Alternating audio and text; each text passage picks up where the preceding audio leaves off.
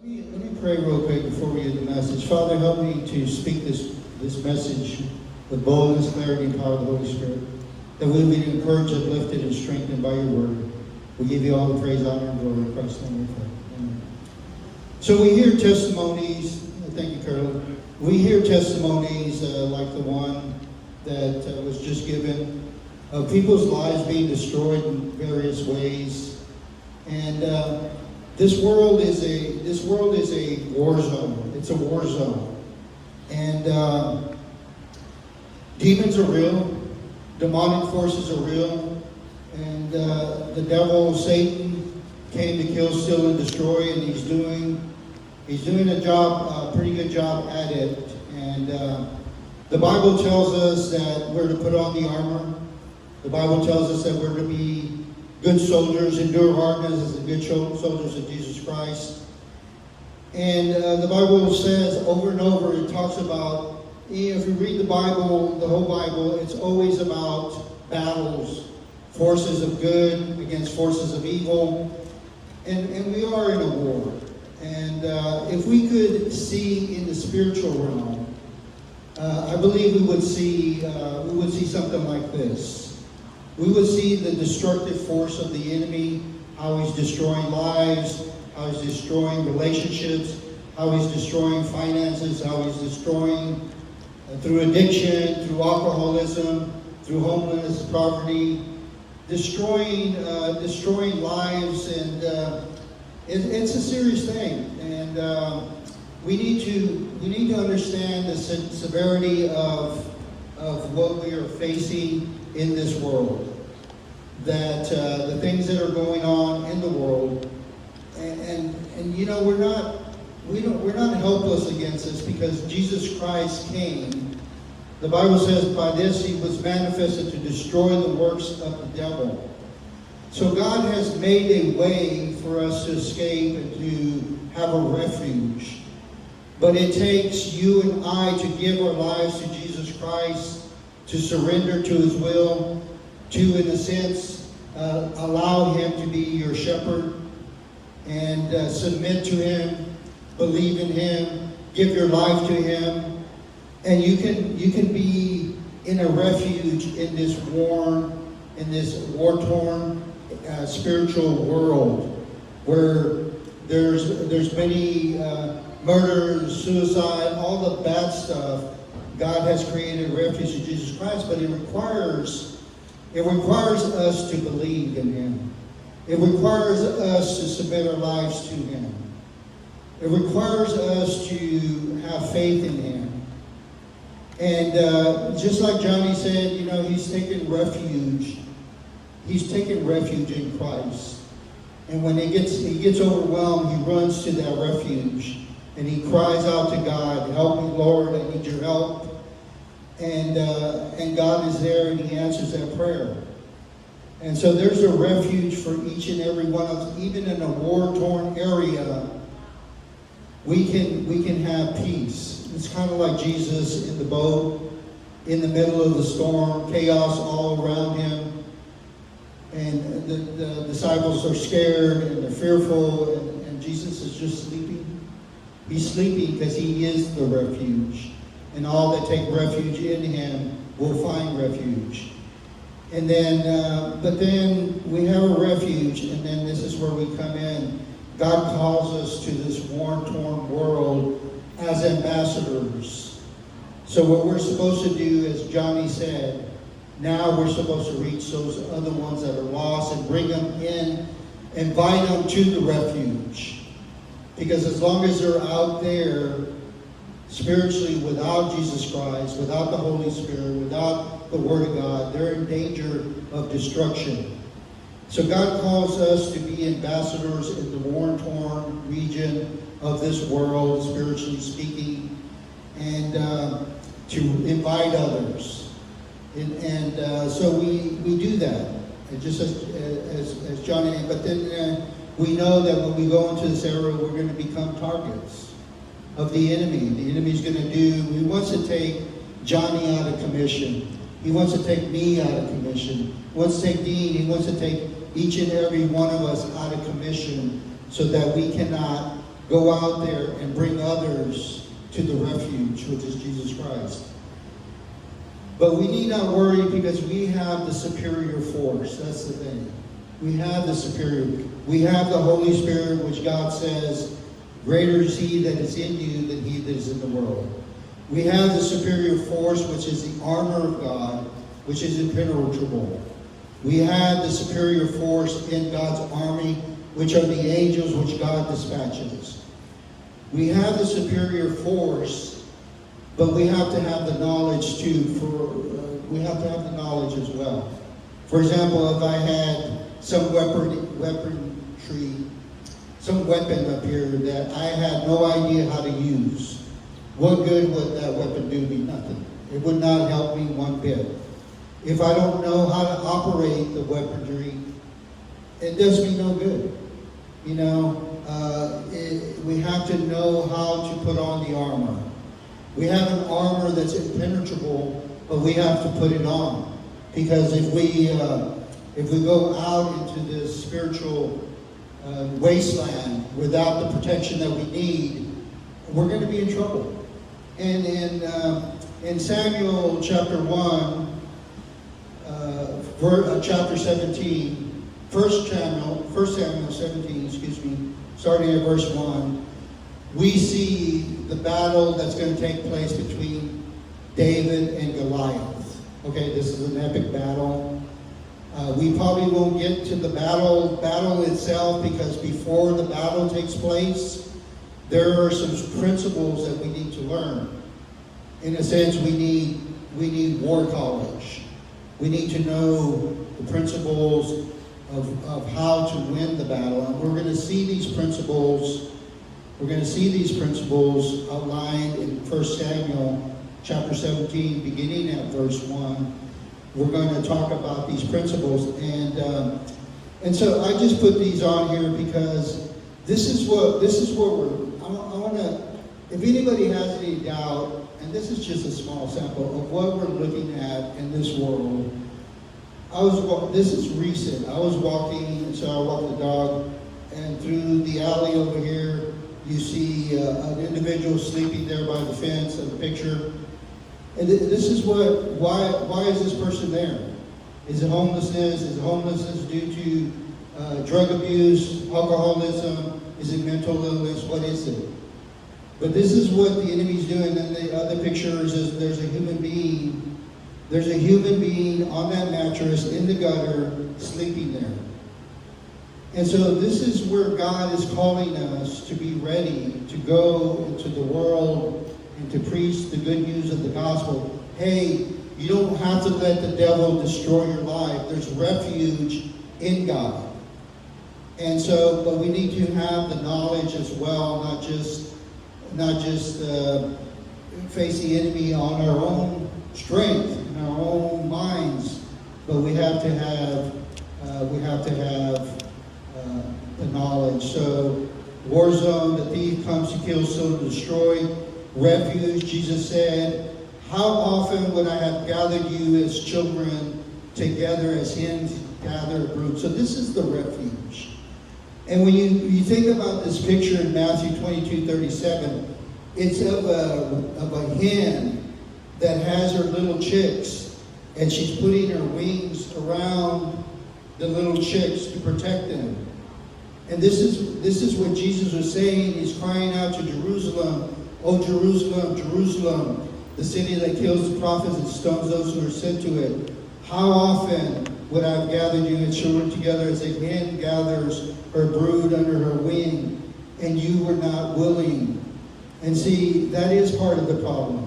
You can invite somebody and say, you need Jesus, you need Christ, you need the Holy Spirit, you need His Word, but they're not willing.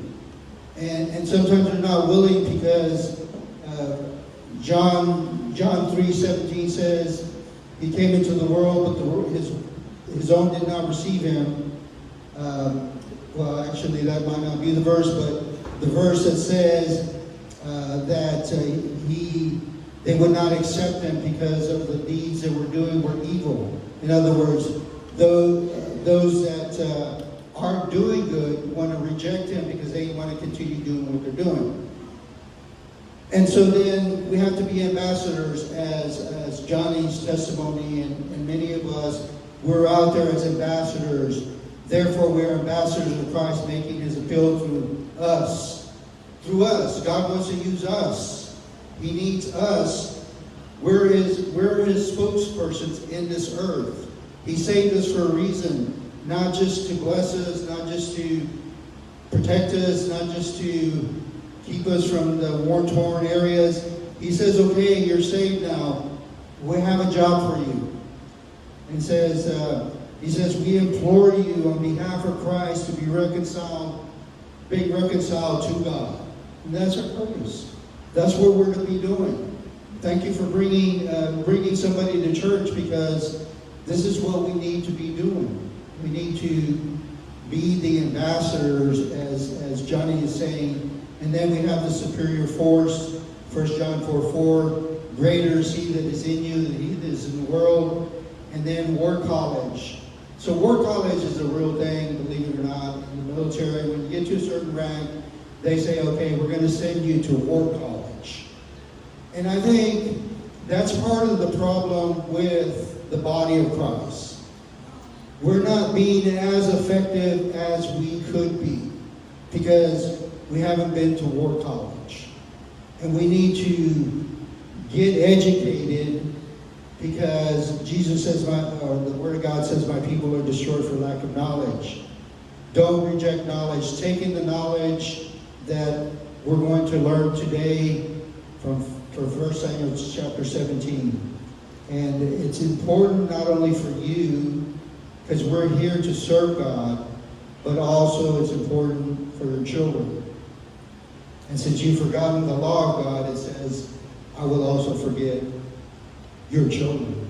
So it's important because your children, if you set an example for them, it's not guaranteed that they'll follow the example, but at least you're setting the example. They have a choice. And so spiritual warfare, this is the principles that we need to know for spiritual warfare out of 1 Samuel 17. Number one, your adversary, the devil, is ready to fight. He is ready to pounce. He is ready to destroy. He is ready to kill. He's ready, and we see in Samuel 17:1, now the Philistines gathered their armies for battle. They're gathered, they're waiting. They know their purpose. They know their purpose on this earth is to kill, steal, and destroy. They also know that Christ has defeated them, as long as those that have given their lives to Christ are seeking shelter in God, in Christ. And they gathered at Soko, which belongs to Judah, and camped between Soko and Azekah and Ephraim Damim. And so we see the adversary is ready to fight. We should also be ready to defend ourselves, because as we said, John 10:10, the thief comes to steal, kill, and destroy. Jesus came that we might have life and that more abundantly. 1 Peter 5:8 says, be sober-minded. Be sober-minded. In other words, be alert. Be watchful. Don't let your guard down. Know that the enemy is trying to trip you up. Know that the enemy is trying to get you to lose your temper. Know that the enemy is trying to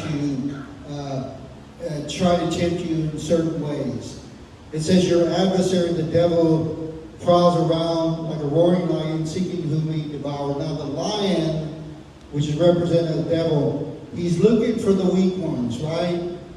Why would the lion, if you see these National Geographic shows, the lion is prowling around.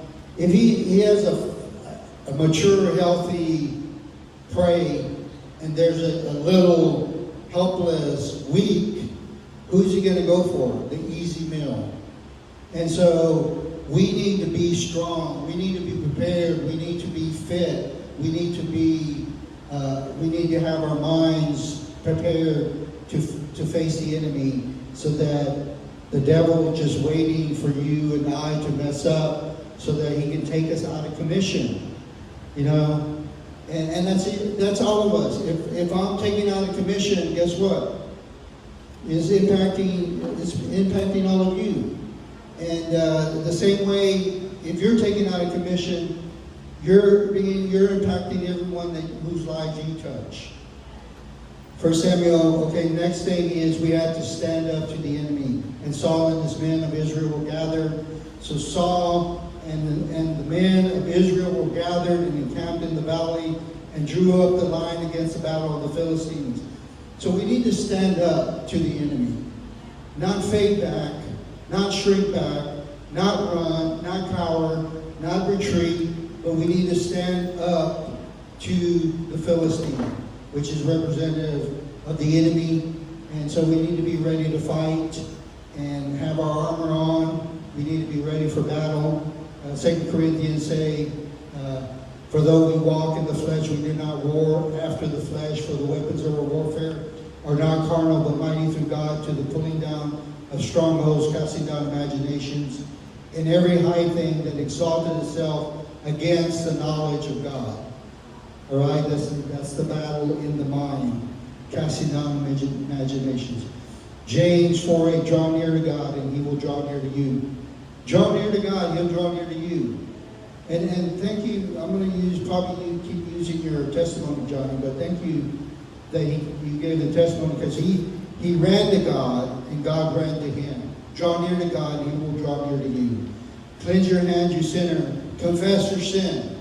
Confess your sin. You don't want unconfessed sin in your life. 1 John 1:9, if we confess our sins, he's faithful and just to forgive us and to cleanse us from all unrighteousness.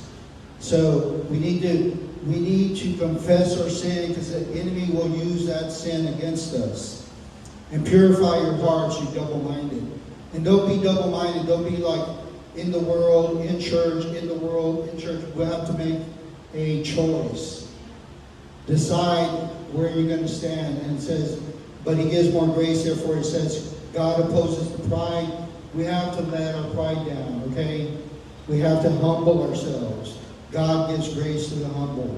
The enemy will use pride to destroy you. And how does he do that?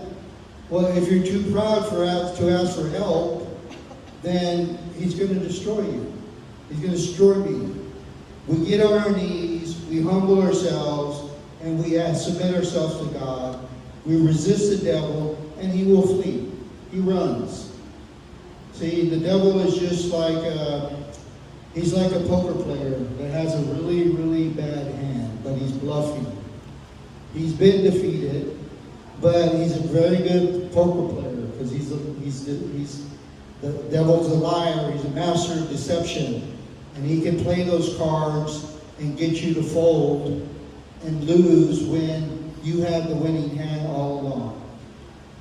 Ephesians 6:10-11, finally be strong in the Lord, the strength of his might, put on the whole armor of God. Again, if we don't put on the armor, what good is it? If the military gives you all the armor that you need, and you don't put it on, and you go into the war zone and get hurt really bad or killed, whose fault is it?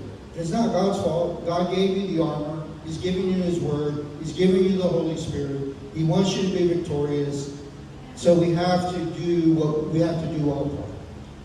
And then in 1 Samuel 17:3, he says, the Philistines stood on the mountain on the one side. So imagine Philistines on this side. And then on the other side stood the children of Israel, with the valley in between. And what's the point here? The point is, we're on opposite sides with the enemy. Our beliefs, the devil is for death, we're for life. The devil's for chaos, we're for peace. The devil is for curses, we're for blessings. And the Word of God says, I place before you life and blessings, death and curses. You choose. And so there's an ideology that we have to be aware that you're going to have to stand up to what not popular beliefs in this world. And so we have to be willing to take a stand against that which the world is promoting. Matthew 12:13 says, whoever is not with me is against me. and whoever does not gather with me scatters. So there's only two sides. Okay, there's only two sides. There's God's side and there's the devil. You have to choose a side. There's no Switzerland. There's no neutrality. You're either on God's side or you're on the devil's side. And so Jesus said, whoever does not gather with me scatters. Gather what? Well, what Johnny's doing. He's gathering. What Johnny's doing is trying to gather for the kingdom.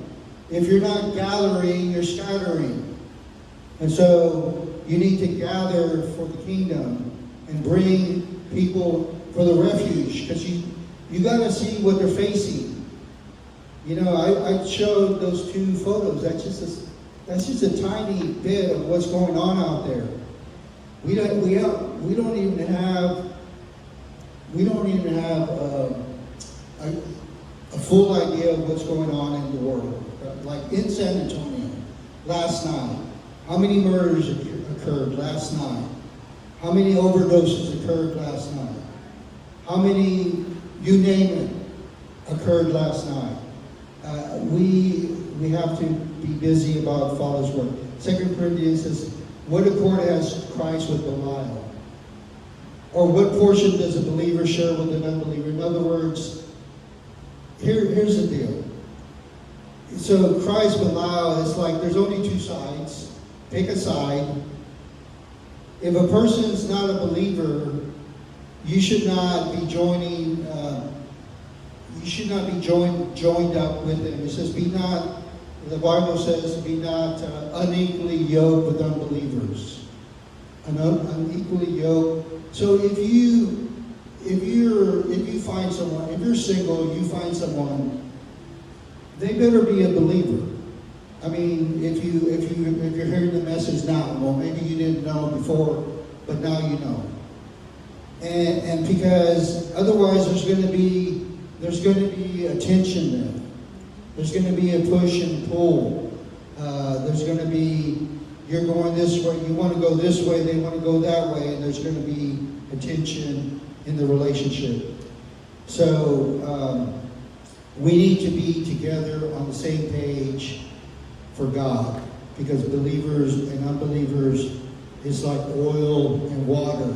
Okay, oil and water don't mix. That's easy. You know, it's like, how do you do that? Well, if say you found someone, bring them to church. If they're not going to church, bring them to church. And if they say church is not for me, then say you're not for me. Then you're not for me. They're not for you, because they're on the other side. Joshua said, and if it's evil in your eyes to serve the Lord, choose this day whom you will serve.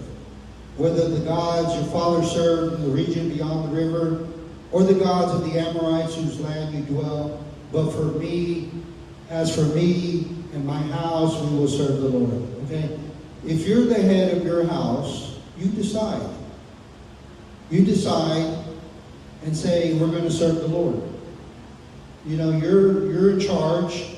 You're the person in charge of your house, and you make the decision. Okay, next point in War College is don't underestimate the enemy. We cannot underestimate the enemy. 1 Samuel 17, there came out from the camp of the Philistines a champion named Goliath of Gath, whose height was 6 cubits, that's about 9 feet, in span, and he had a helmet of bronze on his head, and he had armed with a coat of mail or chains, and the weight of the coat was 5,000 shekels of bronze. So think about that. So the enemy is armed and dangerous and ready to fight, and we need to be prepared. It says there's no greater danger to underestimate your opponent. We have to understand that we are warring against authorities, against cosmic powers, over the present darkness, against the spiritual forces of the evil in heavenly places.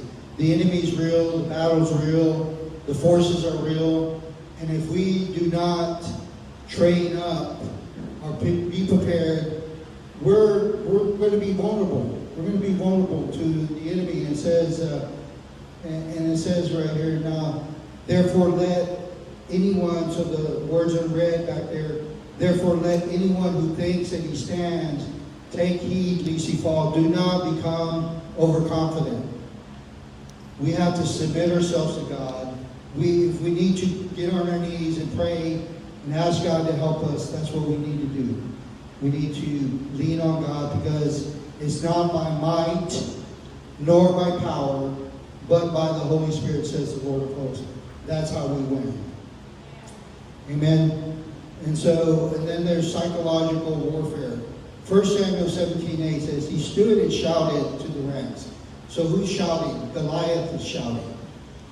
Why have you come out to draw up for battle? Am I not a Philistine? Are you not a servant of Saul? Choose a man for yourselves and let him come down. So the enemy is going to be trying to discourage you. The enemy is going to be talking to you. I like the prayer that says, make me deaf to the words of the evil one. Make me deaf to the words of the evil one. So that he's not putting doubt, he's not putting discouragement, he's not putting unbelief into your heart. Because that's what he wants to do. So no weapon formed against you shall prosper, and every tongue that shall rise against thee in judgment thou shalt condemn. So the enemy comes against you. You need to rise against him and condemn what he says. This is the heritage of the servant of the Lord, and the righteousness in me, says the Lord. And so, for 1 John 4:3 says, for he that is with you is greater than he that is in the world. And then we come to 1 Samuel 17:9, he says, if he's able to fight with me and kill me, then we will be your servants. But if I prevail against him and kill him, then you shall be my servants. So what is the goal here based on this passage? What does the enemy want? The enemy wants to take you and me out of commission. He wants to render us serviceless. He does not want us serving God. He does not want you to have victory. He wants to take you out of commission. I don't know if you follow the news. There's a big name pastor that was taken out of commission because of something that was done like many years before, and he has like a 10,000 member church that he grew.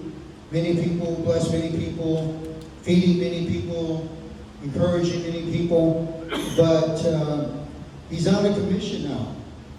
And this is what the enemy wants. The enemy wants to take us out of commission, and the way that he can do that, is to get us to sin. Okay? If he can get you or me or any of us to sin, he can take us out of commission. Everyone who's practiced sin is slave to sin. So are we perfect? No. When we sin, we confess. But let it be confession. Let it be confession like you're not. You mean it. You mean it from your heart, because it's like if you do something and say you're sorry, and then you go back and do it again and say you're sorry. Like say your child did this. Your child did something wrong. Oh, I'm sorry. And then they go out and do it again. Oh, I'm sorry. What does that tell you? They're not really sorry. They're not really sorry. So if you're truly sorry and you mess up and you're truly sorry, you go to God, you confess it, and you ask God to help you to overcome by the power of the Holy Spirit and not to commit that sin. You know, don't keep doing drugs. Don't keep doing whatever that you're continually sinning. And so Samuel said to Saul, I will not return with you, for you have rejected the word of the Lord, and the Lord has rejected you from being king. So this is how else can we be taken out of commission? By not doing what God says. So here Samuel, the prophet, is telling Saul, God's rejected you because you rejected what he told you to do. And that's a dangerous place to be. You don't want to reject what God tells us to do. So if God has spoken anything to you during this message, then take heed and say, I know what God's telling me and I have to do it. Because we don't want God to reject us. So the next thing in the War College is how to deal with fear. Now, fear appears 133 times in the Bible. Fear not. Fear not. So you think that we as human beings have an issue with fear? Apparently so. Apparently so. Think about the disciples in the boat. They were afraid. Even when things are going crazy, things are in chaos, don't fear. God's in control. He's sovereign. He has this. So we see in 1 Samuel 17:10, and the Philistines said, I defy the ranks of Israel this day. Give me a man that we may fight together. When Saul and all Israel heard these words of the Philistine, they were dismayed and greatly afraid. We can't be fearful. God's in control. He's sovereign. Just do your best to do your best and then press forward. So fear not. 2 Timothy, God has not given the spirit of fear, but power and love and self-control. Therefore, do not be ashamed of the testimony about our Lord. Don't be afraid to test. Thank you for coming up here and testifying. First time to the church, and you came up here. I remember, and so he says, therefore, do not be ashamed of the testimony. It's nothing to be ashamed of. We all have issues. We all have problems. If what you said helped somebody, what Johnny said helped somebody, you have a testimony, you're going to help somebody. I remember Adrian coming up here, his first time, never been here, and he got up here, and he's like, we're too distracted. And he was like, he has this intense look on his face, and he's looking at everybody, scanning the audience. And he was like, very intense, like, you want to listen to him because of the intensity of what he's saying. And it was true, like we're too distracted, and part of being prepared is not to be distracted. We have to focus. What is the main thing? We have to get it together. What is our purpose for being here? Well, we're trying to bring people to safety, out of the battle, the war-torn area, inviting them to Christ because there's safety in Christ. I have many times people will talk to me and say, and they'll list like terrible situations, circumstances that they're going through, right? And I said, well, come to church. Come to church. God can fix that. God can deal with that. And they won't do it. And I don't know what that is. I think part of that is they don't believe that God's going to fix their problems, or that God can. Of course God can. I'm not sure what else it is. It's like, come to church, don't give up, don't quit, and God will help you. And they won't do it. I'm not sure why. Maybe somebody can write me offline sometime and tell me what is the thing that keeps people. And there's certain things that keep people. Like, people have a certain idea of what church is. They're like, no, I don't want church. What is church? We're here reviewing information from God's Word. That's it. That's all. That's what we're doing. It's information that's going to help you. It's going to help me. It's going to help us have victory. It's going to help us have victory in our relationships, victory in our situations, circumstances we're facing. That's all. If you're taking it in, there's no way that this won't help you. There's no way that this won't give you victory. Therefore, it says, we share the suffering for the gospel, but sharing suffering for the gospel by the power of God. So, next point, and let me do a time check real quick. All right, I got 5 minutes. So we're going to get to the good part about the battle between David and Goliath probably next time. But I couldn't just skim over, like these are, look what he says here. And Jesse and David, his son, and Jesse said to David, his son, take for your brothers an ephah of the parched grain and these 10 loaves, and carry them quickly to the camp of your brothers. Also take these 10 cheeses to the commander of their thousands. So what does that tell us? That tells me that we need nourishment. We need to be fed. We need to be strengthened. We need to be encouraged. We need food in order to win. We need to be fit for battle.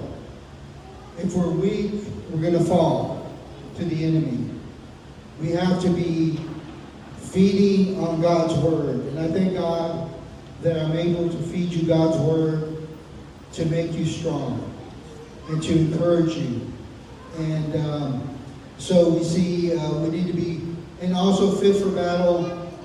Here's the thing. So if you're in the military, or were in the military, or know about the military, part of their big thing is you have to be fit.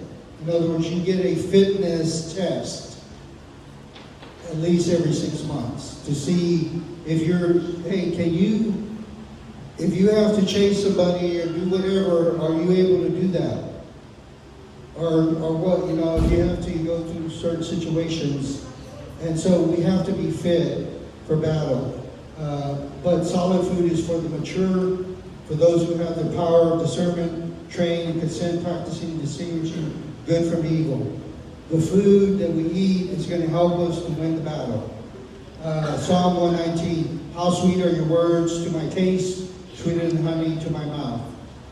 And then the next point is, stay with me, 1 Samuel 17:25. And the men of Israel said, have you seen this man who come up?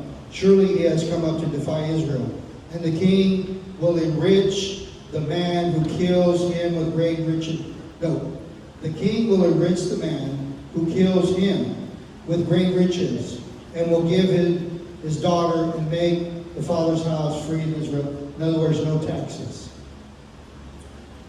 So this is what we need to remember. So stay with me in this probably my last point. This is important because God's not asking us to give everything.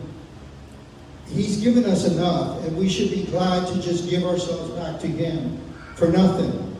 But that's not God. God wants to bless, and He wants to enrich, and He wants to give you, He wants to reward you for your service.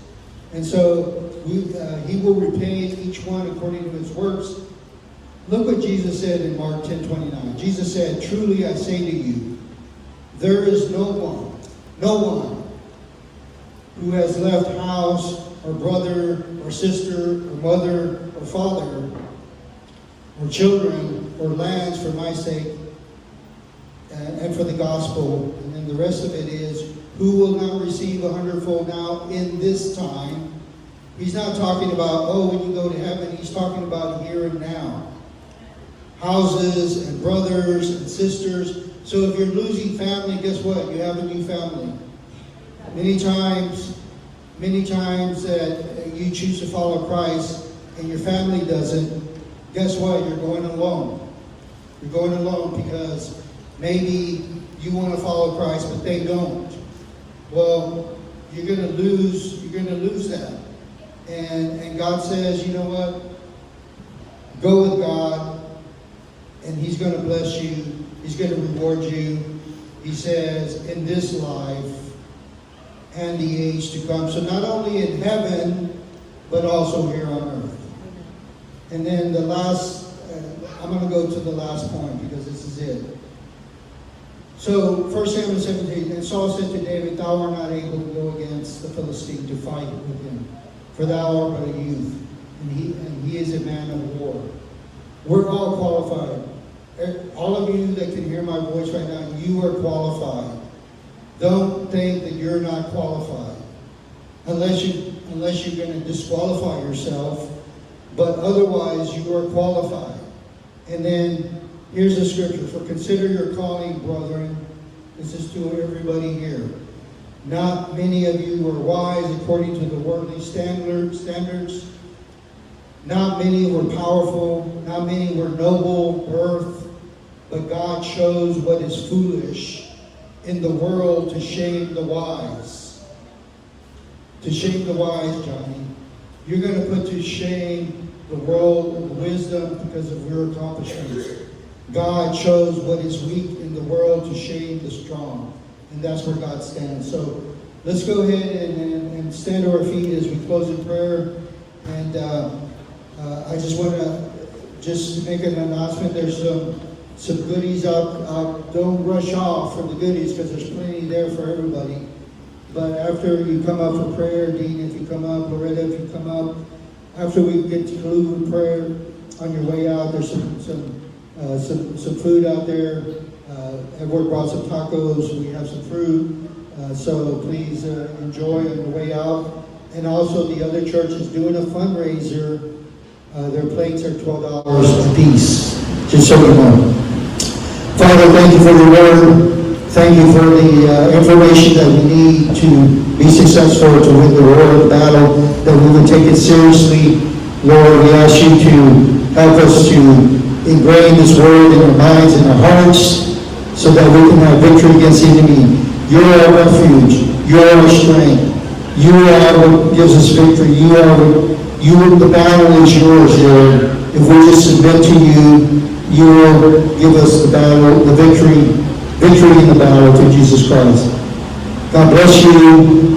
Thank you again. If you need additional prayer, please come forward. If not, we'll see you next time. God bless you. Amen.